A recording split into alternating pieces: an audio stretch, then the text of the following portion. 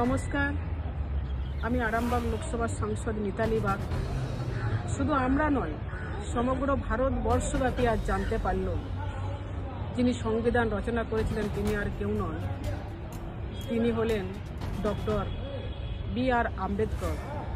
যে সংবিধান রচনা করেছিলেন সে সংবিধান ভারতবর্ষের বুকে প্রতিষ্ঠিত। তিনি একজন পিছিয়ে পড়া দলিত পরিবারের মানুষ ছিলেন। তিনি বুঝেছিলেন জাতি, উপজাতি, জনজাতি দুঃখ যন্ত্রণার কথা। তারপর তিনি সংবিধান তুলে ধরেছিলেন ভারতবর্ষের বুকে। সেই সংবিধান প্রণেতাকে বর্তমানে যিনি স্বরাষ্ট্রমন্ত্রী আছেন বিজেপি অমিত শাহ, রাজ্যসভায় তেনার নাম নিয়ে তেনার বিরুদ্ধে যে বক্তব্য পেশ করেছেন সেটা অত্যন্ত নিন্দনীয়, দুঃখজনক এবং লজ্জার বিষয়।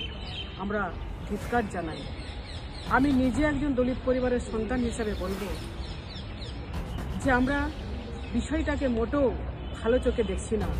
তার কারণ আজকে জাতি, উপজাতি, জনজাতির কথা যখন মনে পড়ে সেই সময়টা হলো নির্বাচনের সময়।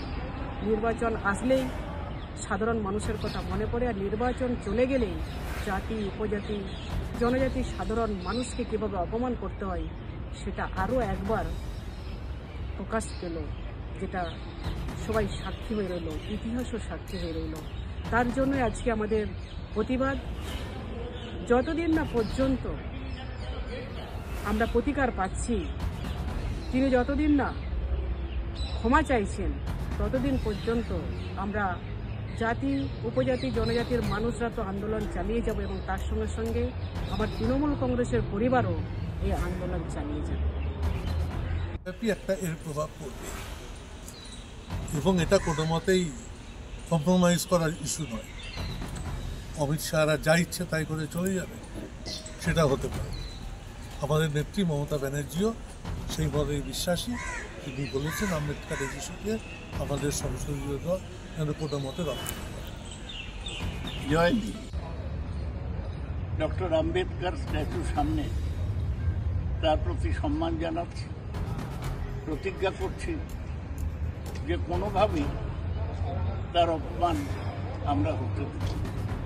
এই সরকার কিভাবে দলিত বিরোধিতার প্রমাণ, আম্বেদকরের স্ট্যাচুটা সংসদের মূল দরজার বাইরে ছিল, সেখান থেকে সংসদের পিছন দিকে নিয়ে আসা হয়েছে।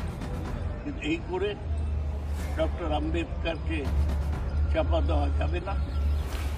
ওর অপমানের বিরুদ্ধে আমাদের আন্দোলন, লড়াই, তৃণমূল কংগ্রেসের লড়াই, মমতা ব্যানার্জির লড়াই চলতে থাকবে। তিনি খবর পাঠিয়েছিলেন আজকে যাতে আমরা ঠিকভাবে প্রতিবাদ করি।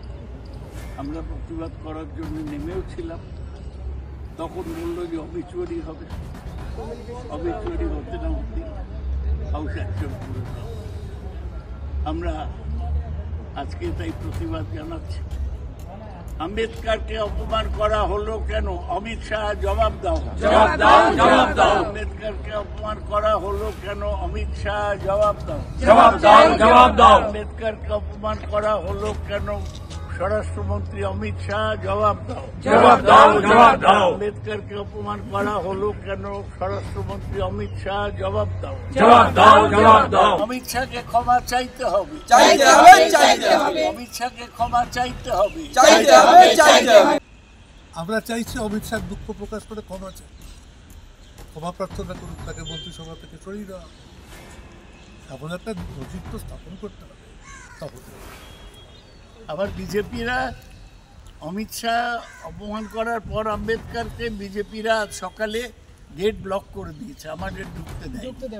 তারপর আমরা ঢুকে হাউস খুলতে যাব, তখন স্পিকার হাউস মুলতবি করে দিয়েছে। এই প্রথম এত উন্নত মানের স্কুল খানাকুলের হেলান বাজারে 2025-26 শিক্ষাবর্ষে শুরু হতে চলেছে ইন্ডিয়ার number 1 play school, national institute kids zone, CBSE and Kerala model school. 3 বছর থেকে বাচ্চাদের ভর্তি চলছে। Skylark institute of nursing, BSc ও জিএনএম নার্সিং। স্বল্প খরচে পড়ার সেরা ঠিকানা Skylark institute of nursing, Jhikira, Howrah. Gurukul public model school, ভর্তি চলছে প্লে গ্রুপ থেকে ক্লাস 6 পর্যন্ত। আধুনিক শিক্ষায় ট্রেনিং প্রাপ্ত অভিজ্ঞ শিক্ষক শিক্ষিকা দ্বারা। CBSE best integrated e-learning, CBSE English medium school. ছাত্রছাত্রী ভর্তি করানোর জন্য যোগাযোগ করুন রামনগর, খানাকুল, হুগলি, ইলেকট্রিক অফিসের পাশে। ফোন নম্বর 9732753100।